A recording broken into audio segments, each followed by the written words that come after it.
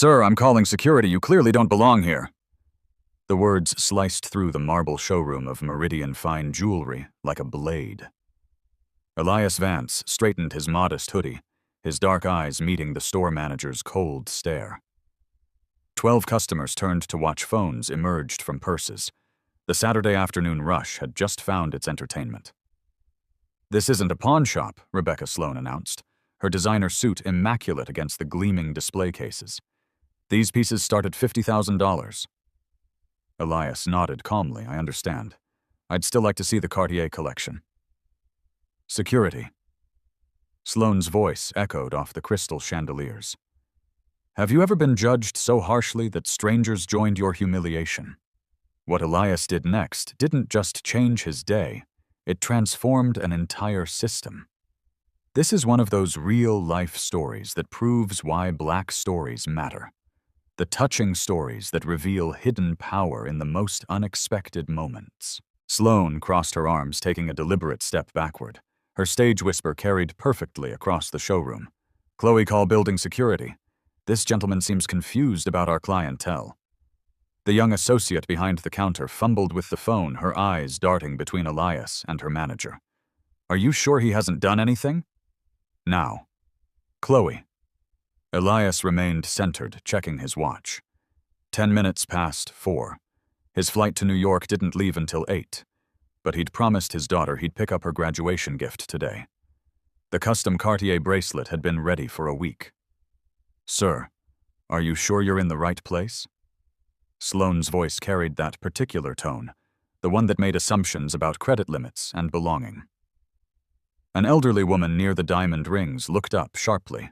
2 younger women by the window had already pulled out their phones' cameras, aimed at the unfolding scene. "I'm exactly where I need to be," Elias replied, his voice steady. He pulled a small leather notebook from his jacket pocket, jotting down Sloane's name from her gold badge. The timestamp, 4:11 p.m. The store's promotional display counted down in bright red numbers. Spring sale ends in 10:47, 10:46, 10:45. "Do you have an appointment?" Sloane pressed. "Our consultation fees start at $200. I wasn't aware browsing required an appointment. For our premium collections, yes.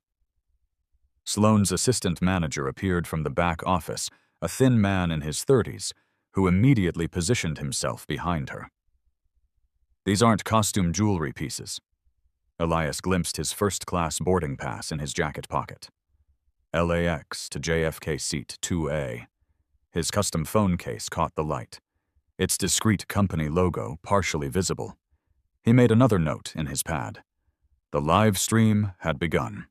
"My God, guys, you're not going to believe this," whispered Sophia Reyes, a 24-year-old influencer with 50,000 TikTok followers. Her phone screen showed 47 viewers watching live. "I'm literally in this jewelry store right now, and they're about to kick out this black man for just existing." The viewer count climbed 63, 89, 124. Comments flooded the screen. "This is disgusting. What store is this? Get their names, sue them." Sloane's assistant manager leaned closer. "Maybe we should handle this more quietly." "No," Sloane hissed. "I won't be intimidated in my own store.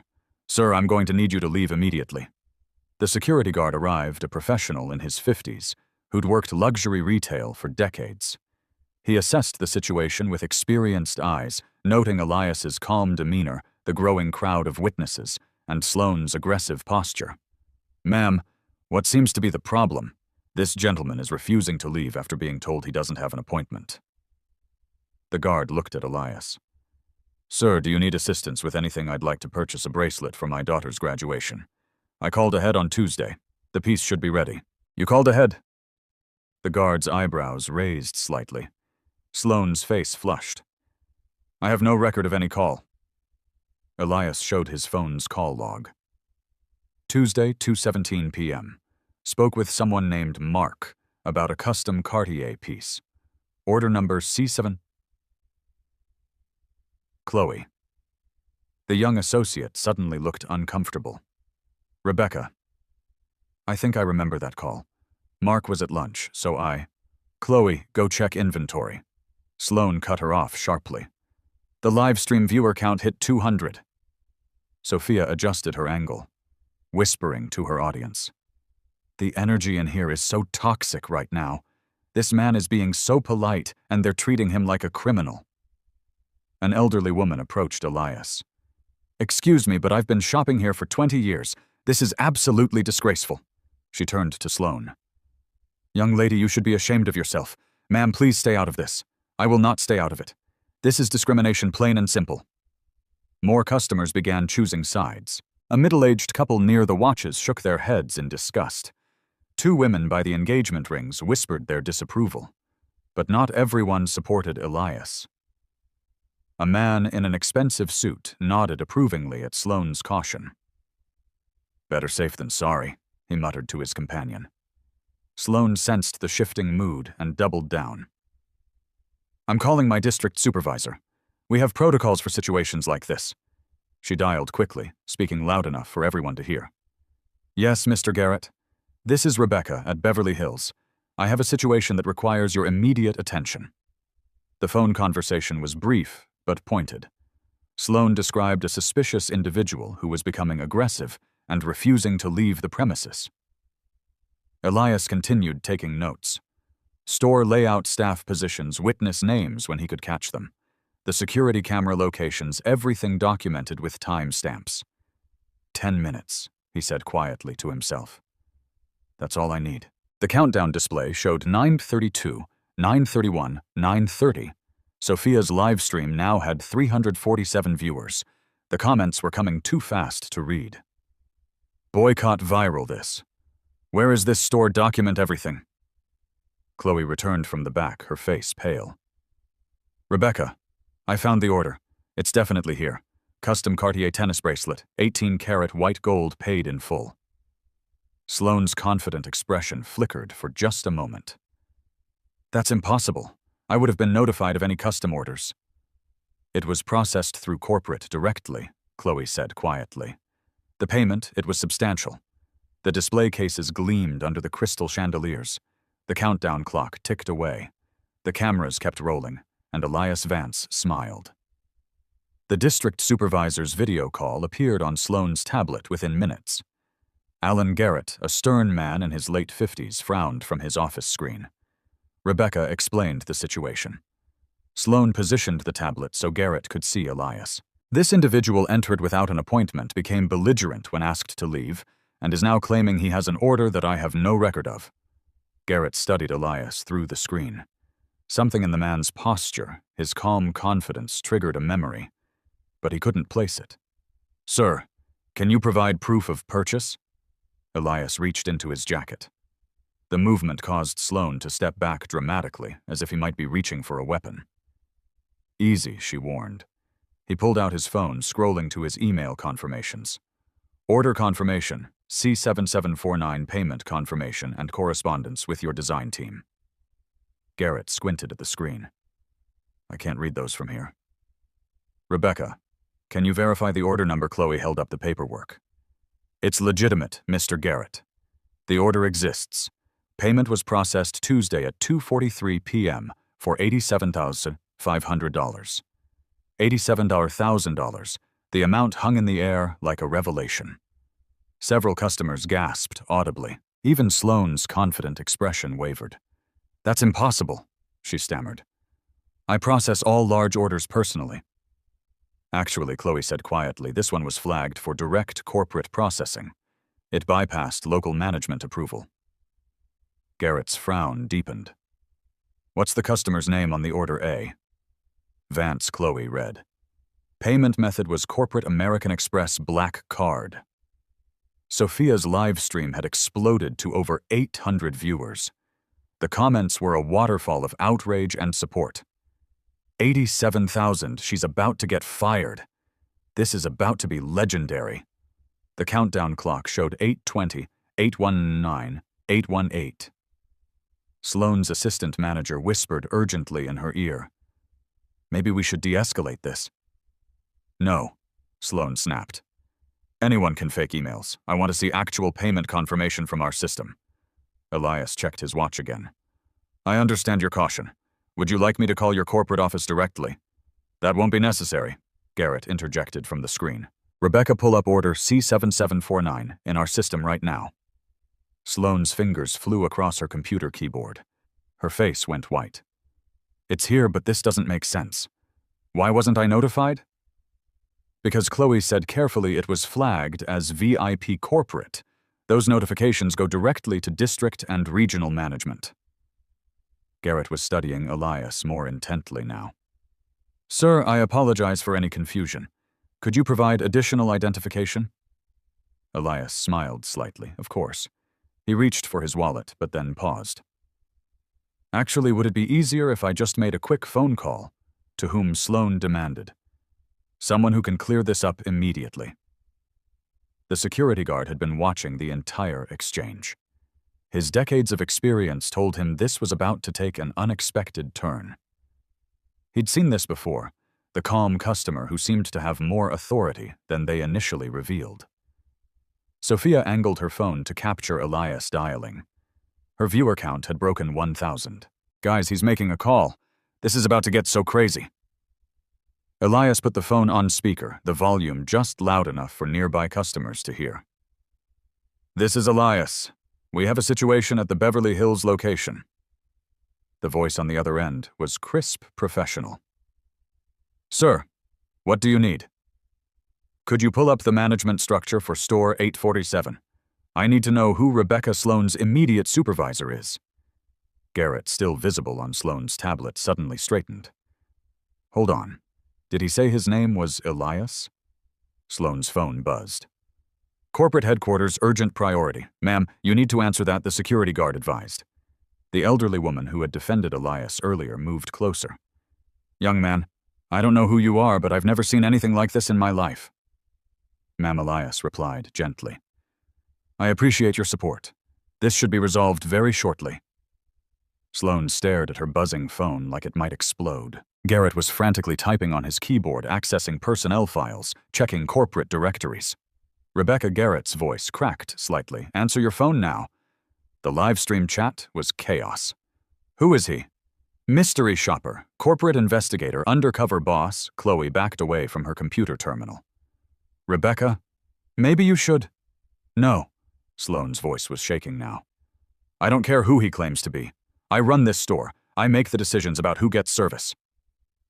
Elias ended his call and looked directly at her. Rebecca, your phone is ringing. I can see that you should answer it. The countdown display showed 6:45, 6:44, 6:43. More customers had gathered, drawn by the commotion. A teenage girl started her own live stream. A businessman in the corner was recording everything on his phone. The store's security cameras captured every angle. The confrontation was being documented from multiple perspectives simultaneously. Garrett's face had gone pale on the video call. Rebecca, I'm ordering you to answer that phone immediately. Why? Sloane's voice rose to near hysteria. Why is everyone so concerned about one customer? I've handled difficult situations before. I know how to manage my store. Your store? Elias asked quietly. Yes, my store. I'm the manager. I have full authority over customer service decisions. The security guard exchanged glances with Chloe. They both sensed what Sloane couldn't see. This wasn't just about a bracelet anymore. Elias's phone buzzed with a text message. He glanced at it and nodded slightly. Rebecca, he said, his voice still calm. I believe you have a call waiting. Sloane finally looked at her phone screen. The caller ID made her stomach drop. Corporate headquarters urgent. She glanced around the store. 12 customers with phones pointed at her. A live stream with over 1,200 viewers. Her district supervisor watching via video call. Security cameras recording everything. The countdown display showed 5:32, 5:32, 5:31. Sophia whispered to her audience, guys. I think we're about to witness something legendary. This energy is absolutely insane right now. Sloane's finger hovered over the answer button. Elias checked his watch one more time. I believe they're waiting for you. The phone kept ringing. Sloane's hand trembled as she accepted the call. This is Rebecca Sloane, Beverly Hills location. The voice on the other end was sharp, authoritative. Miss Sloane, this is Diana Croft, Senior Vice President of Operations. I need you to put Mr. Vance on the line immediately." The blood drained from Sloane's face. Garrett's mouth fell open on the video screen. Chloe gripped the edge of the counter. "I don't understand," Sloane whispered. "You don't understand what Miss Sloane put Elias Vance on the phone now. Every customer in the store heard the order. The live stream chat exploded. Elias Vance. Who's Elias Vance? Google him now." Sophia was frantically typing on her second phone while keeping the live stream running. "Guys, I'm looking him up right now." "Elias Vance. My God, my God." Elias stepped forward calmly. "I'll take that call, Rebecca." She handed him the phone with shaking fingers. "Diana. This is Elias. Sir, I am so sorry. I just received word about the situation. Are you all right?" "I'm fine, though. I think we need to discuss some immediate policy changes." "Absolutely, sir. Whatever you need." The elderly woman leaned closer to Sophia. "Who is Elias?" "Vance." Sophia's voice was barely a whisper. "He's the founder. He owns the company. He's the CEO of Meridian Fine Jewelry." The words rippled through the crowd like a shockwave. Garrett, still on video call, was pulling up corporate files with shaking fingers. The organizational chart filled his screen. At the very top, Elias Vance, Chairman and Chief Executive Officer. "No," Garrett breathed. "No, no, no." Elias continued his phone conversation, still calm, still measured. "Diana, I need you to conference in legal. We have some immediate issues to address. Of course, Mr. Vance patching them through now." Sloane stared at Elias like he was a ghost. "You're the owner. Majority shareholder." Elias corrected gently. 67% controlling interest. Chloe's legs gave out. She sat down hard in her chair. "The custom order, it was flagged for corporate processing because it was my personal purchase," Elias finished. "For my daughter's graduation from Stanford Law School." The security guard shook his head in amazement. He'd seen a lot in his career, but never anything like this. Sophia's live stream had exploded to over 2,500 viewers. Comments were flying faster than she could read them. "The owner, she's so fired. This is legendary. Best plot twist ever." Legal came on the line. "Mr. Vance, this is Brian Lee from Legal. We understand there's been an incident involving potential discrimination." "That's correct, Brian. I've been refused service at our Beverly Hills location based on what appears to be racial profiling. We have multiple witnesses and at least one live stream with several thousand viewers." Sloane's knees buckled. She grabbed the counter for support. Sir Legal continued. "What immediate actions would you like us to take? First, I want a complete review of our customer service protocols. Second, I want a discrimination audit of all locations within 30 days. Third, I want new bias training implemented chain-wide." Garrett was frantically taking notes on his video call. "Mr. Vance, I had no idea you were conducting site visits. This never should have happened. Alan, you're not at fault here, but we clearly have systemic issues that need addressing." The countdown display showed 317, 316. Elias looked around the store. 12 customers, all recording. Staff members who had watched their manager create a social media nightmare. Security cameras that had captured every word. Diana, Elias said into the phone. "I want you to connect with our PR team immediately. This incident is already viral. We need to get ahead of it." "Understood, sir. How do you want to handle Ms. Sloane's employment status?" Sloane's face went white. "Please, I didn't know." "If I had known, that's exactly the problem," Rebecca Elias said quietly. "You treated me poorly because you didn't know who I was, but you should treat every customer with respect regardless of who they are." Sophia was providing live commentary to her audience. "Guys, this is the most insane thing I've ever witnessed. The owner of the store was literally kicked out of his own business for being black. The manager is about to get fired on live stream." The teenage girl recording from the corner approached Elias. "Excuse me, sir. I'm so sorry this happened to you. I recorded everything. Do you want me to send it to you?" "That's very kind," Elias replied. "But I think there's already plenty of documentation." Chloe finally found her voice. "Mr. Vance, I'm so sorry. I should have recognized you. I should have said something. Chloe, you were caught in a difficult situation. You were being ordered to act by your supervisor. That's why we need better training and clearer policies. The businessman who had been recording stepped forward. Mr. Vance, I'm Daniel Navarro from the Los Angeles Times business section. Would you be available for a brief interview about this incident? I'll have our media relations team contact you, Elias replied. This story needs to be told properly. Sloan was crying now. Please, Mr. Vance, I made a mistake. I can learn. I can do better. Elias studied her for a long moment. Rebecca, the issue isn't that you made a mistake. The issue is that you doubled down on that mistake even when presented with evidence. You chose to escalate rather than de-escalate. I was just trying to protect the store. From what a paying customer who wanted to buy an $87,000 bracelet, the magnitude of the lost sale hung in the air. Sloan's annual performance review would show she had personally ejected the company's highest value customer. Legal was still on the line. Mr. Vance, we need to discuss potential liability exposure. The live stream audience is approaching 3,000 viewers. This is significant public relations damage.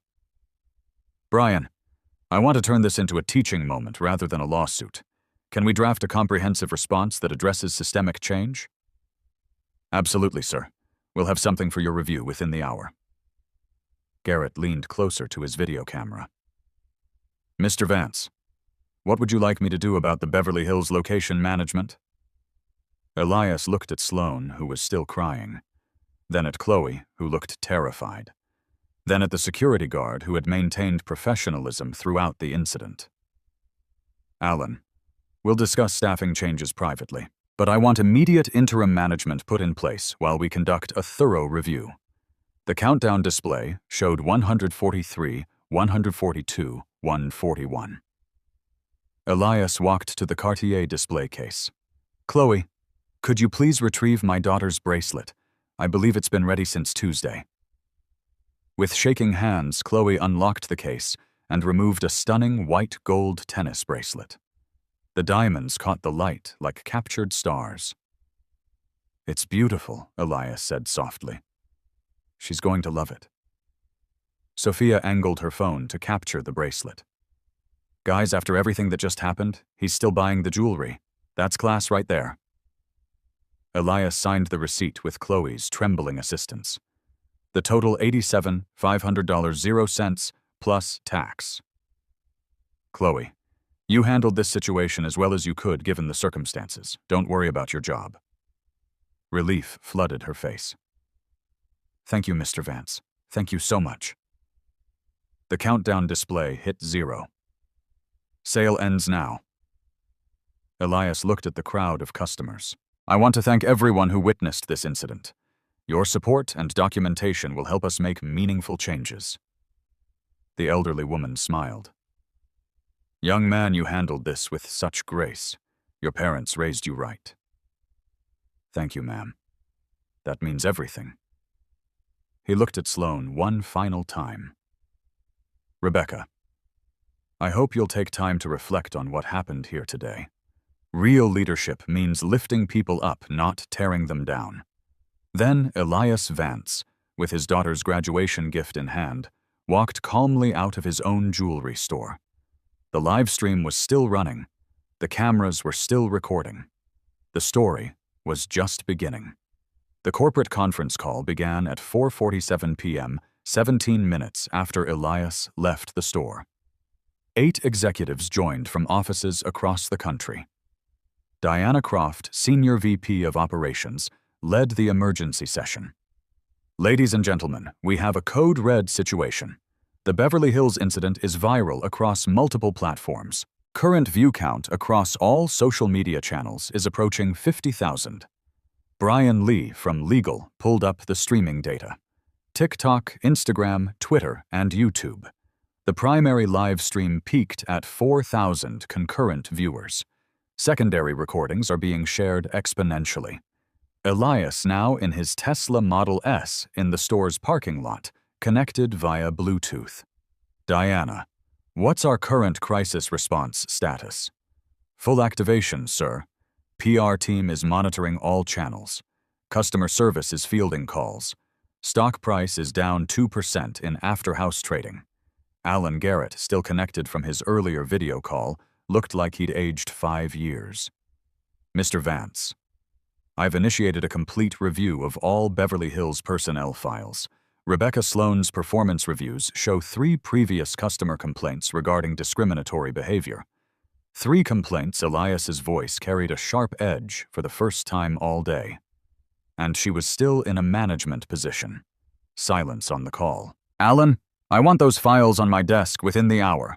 I want to know who ignored those complaints and why no action was taken. Yes, sir, immediately. Karen Bell, head of Human Resources, joined the call. Mr. Vance, we need to discuss legal exposure. Ms. Sloan's termination needs to be handled carefully to avoid wrongful termination claims. Karen, she discriminated against customers on company property in front of multiple witnesses. We have live stream evidence. What wrongful termination risk are you concerned about, sir? She could argue she was following company protocol for suspicious behavior. Suspicious behavior? Elias's voice was dangerously quiet. Define suspicious behavior, Karen. I didn't mean to imply no. I want you to define it. What about my behavior was suspicious? Walking into a store in jeans being black in Beverly Hills, wanting to buy jewelry for my daughter. The silence stretched for 30 seconds. Legal stepped in. Mr. Vance, we've reviewed the recordings. Sloan made several statements that could constitute clear discrimination. Her position is legally indefensible. Brian, I want you to draft a comprehensive anti-discrimination policy within 48 hours. Every employee, from sales associates to district managers, will complete mandatory bias training. Understood, sir. Diana pulled up financial data. Sir, the immediate revenue impact is significant. Beverly Hills location generates approximately $2.3 million annually. This incident could affect customer confidence chain-wide. Diana, what's our demographic breakdown for high-value customers? Approximately 38% identify as ethnic minorities, sir. Average purchase amount is 62% higher than our general customer base. The implications hung heavy in the digital air. Losing minority customers would devastate profit margins. Marketing Director Kevin Lowe connected from Los Angeles. Mr. Vance, we're seeing massive social media engagement. The hashtag #DignityFirst is trending nationally. We have an opportunity to control this narrative. Kevin, I don't want to control anything. I want to fix the underlying problem. Draft a public statement acknowledging the incident and outlining concrete changes. Sir Legal usually reviews all public statements regarding discrimination incidents. This isn't a typical discrimination incident, Kevin. This is the company owner being discriminated against in his own store. We're not hiding behind legal language. Back at the Beverly Hills location, chaos reigned. 3 news vans had arrived. Customers were being interviewed outside. Chloe was fielding calls from reporters while trying to serve actual customers. The interim manager, Mateo Diaz, had been rushed over from the Century City location. A 20-year retail veteran, he'd never walked into a situation quite like this. Garrett updated the call. Interim management is in place. Mateo Diaz is handling operations while we conduct the review. Good. Mateo, are you on the call? Yes, sir, Mr. Vance. I've reviewed the incident reports and security footage. I want to personally apologize for what happened. Mateo, you weren't there. But I want you to implement immediate changes. Every customer gets greeted within 30 seconds of entering. No one is judged by appearance. No one is questioned about their ability to afford our product. Understood, sir. I'll brief all staff immediately. Karen from HR spoke up. Mr. Vance, we need to discuss severance packages. Miss Sloan has been with the company for 4 years. Karen discrimination isn't a severance-eligible offense. She violated company policy and federal law. Document everything properly, but don't expect the company to reward bad behavior. Sir, she might claim she wasn't properly trained on discrimination policies. Then that's a systemic failure we need to address. Schedule bias training for every employee within 60 days. Use external consultants, make it comprehensive. The stock market had closed, but after hours trading showed continued decline. CFO Carlos Pena joined the call with financial projections. Mr. Vance, if this story continues to spread, we could see significant impact on Q2 revenue. Consumer sentiment analysis shows mixed reactions. Mixed how significant support from younger demographics and minority communities. Some concern from traditional luxury shoppers about the negative publicity. Elias considered this. Carlos, what percentage of our growth comes from diverse customer segments? Approximately 74% of our growth over the past 3 years, sir. Then we focus on doing right by those customers. The traditional luxury market that's uncomfortable with equality isn't our target demographic anymore. Diana highlighted the operational challenges. Sir, we have 23 locations. Implementing chain-wide changes will require significant resources. Diana calculate the cost of comprehensive bias training for all 847 employees. Calculate the cost of implementing new customer service protocols. Then calculate the cost of losing 38% of our high-value customers. She ran quick numbers. Training costs approximately $340,000. Customer service protocol updates around $150,000. Lost revenue from high-value customer defection could exceed $12 million annually. Then we invest the $500,000 to protect the $12 million. Authorize both expenditures immediately. Legal had been reviewing social media comments. Mr. Vance's public reaction is overwhelmingly supportive. Many comments are pledging to shop at Meridian specifically because of how you handled this. Brian, that's gratifying, but we're not doing this for marketing purposes. We're doing it because it's right. The call continued for another 43 minutes, covering employee communications media response and implementation timelines. By the end, a comprehensive action plan was in place. Diana summarized anti-discrimination policy revision, company-wide bias training, customer service protocol updates, quarterly diversity audits, and anonymous reporting systems for discrimination concerns. Timeline. Elias asked policy revision within 48 hours, training program launch within 30 days, full implementation within 90 days. Make it happen. Alan Garrett had one final update. Mr. Vance, I've completed the personnel file review. The 3 previous complaints against Rebecca Sloan were filed but never escalated to district management. 2 assistant managers and 1 district supervisor failed to follow proper procedures. Their employment status under review, sir. This appears to be a pattern of ignored complaints throughout the district. Elias sat in his car, watching the news vans outside his store. Allen discrimination complaints aren't suggestions. They're legal liabilities and moral failures. Anyone who ignored them shares responsibility for today's incident. Understood, sir. We'll handle it appropriately. The conference call ended at 6:23 p.m. In 96 minutes, a single incident of discrimination had triggered a complete overhaul of corporate policy across a multi-million-dollar jewelry chain. Elias started his car and pulled out of the parking lot. In his passenger seat sat a small velvet box containing his daughter's graduation gift, a $87,500 bracelet that had cost his company far more than its purchase price. But some lessons, he reflected, were worth every penny. 6 weeks later, the transformation was measurable. Rebecca Sloan's termination had been swift and final. Her attempts to appeal the decision failed when HR presented the documented pattern of complaints and the overwhelming video evidence. She'd found work at a small boutique in Pasadena, keeping a low profile and declining all media requests. The Beverly Hills location had become Meridian's highest-performing store. Revenue increased 34% month over month, driven by customers who specifically sought out the business after the viral incident. Chloe, the young associate who'd tried to de-escalate the situation, received a promotion to assistant manager and a $5,000 performance bonus.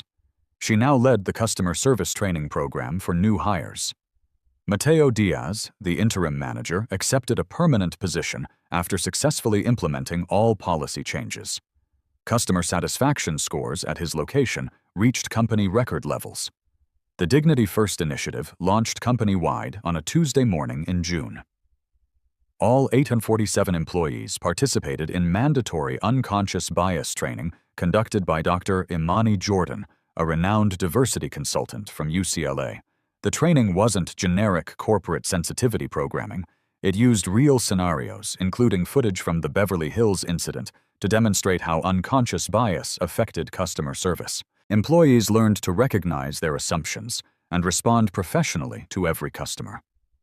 Elias insisted on attending every training session himself, not as the CEO making a corporate appearance, but as a participant sharing his own experience with discrimination. At the Century City location, he told a room of 23 employees that day in Beverly Hills wasn't unique. It was just the first time it happened to someone with the power to change the system.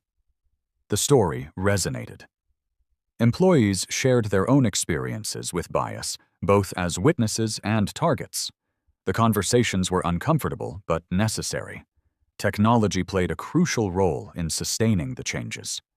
Meridian implemented an AI-powered feedback system that analyzed customer service interactions for potential bias indicators. The system monitored greeting time, service duration, and language patterns across all customer demographics. Within the first month, the system flagged 12 interactions requiring additional training. No one was fired, but coaching was provided immediately. Anonymous reporting increased 400%. Employees felt safe reporting concerns about discrimination, knowing the system would respond promptly and fairly. The quarterly diversity audits revealed significant insights. High-value customers from minority communities increased their spending by an average of 23% after the policy changes. Exit interviews with former customers showed that many had avoided luxury retailers due to past discrimination experiences. Elias received hundreds of emails from customers sharing their own stories. A retired professor from Atlanta wrote, "I've been treated poorly in high-end stores my entire life. Reading about your experience and seeing your response gives me hope that things can actually change." A young lawyer from Chicago shared, "I watched the video with my daughter. She asked why the lady was mean to you. I told her that sometimes people make mistakes, but the important thing is how we choose to fix them." The financial impact exceeded projections. Meridian's stock price recovered within 2 weeks and reached an all-time high by the end of the quarter. Analysts attributed the growth to improved brand reputation and expanded customer base. Harvard Business School requested permission to use the incident as a case study in their MBA program. The case, titled "Crisis as Catalyst: Transforming Discrimination into Organizational Change," became required reading in their leadership curriculum. Elias's daughter, Ava, graduated from Stanford Law School with honors. She wore the Cartier bracelet to her graduation ceremony, but the real gift was seeing how her father had transformed a moment of discrimination into systemic change. At the graduation reception, Ava addressed the family gathering. Dad could have used his power to destroy the people who humiliated him. Instead, he used it to build something better. That's the kind of leader I want to be. The jewelry industry took notice. 3 major competitors implemented similar biased training programs. The National Retail Federation invited Elias to speak at their annual conference about inclusive customer service. His speech, titled "The True Cost of Discrimination," was viewed over 200,000 times on YouTube. The key message was simple.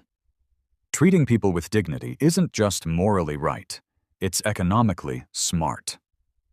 Independent audits confirmed the training's effectiveness. Mystery shoppers from diverse backgrounds tested all Meridian locations quarterly. Service quality scores showed no significant variance across racial or ethnic lines. The anonymous feedback system had received over 300 reports in its first 6 months. Most were positive observations about improved service. The few negative reports were addressed within 48 hours, with additional coaching provided to staff members. Rebecca Sloan eventually reached out through an intermediary requesting a meeting with Elias. She wanted to apologize personally and ask for his forgiveness. Elias agreed to meet her at a neutral location, a coffee shop in Santa Monica. "I've spent every day since that incident thinking about what I did," she said, her voice barely above a whisper. "I destroyed my career, embarrassed my family, and hurt an innocent person. I don't expect forgiveness, but I needed you to know that I understand how wrong I was." Elias listened without interruption. Then he said, "Rebecca, recognizing the harm is the first step toward growth. I hope you'll use this experience to become a better person." She nodded, tears in her eyes. "I'm volunteering with a civil rights organization now, teaching customer service workshops for small businesses, trying to make sure this doesn't happen to anyone else." "That's meaningful work," Elias replied. "I wish you well." They parted cordially. Elias never spoke publicly about the meeting, believing that redemption was a private journey. The incident's long-term impact extended beyond Meridian Jewelry. Other luxury retailers quietly reviewed their own policies and practices. Several implemented similar training programs without fanfare, recognizing that change was necessary whether or not they'd experienced public incidents. The Beverly Hills location now displayed a small plaque near the entrance. "We serve all customers with dignity and respect."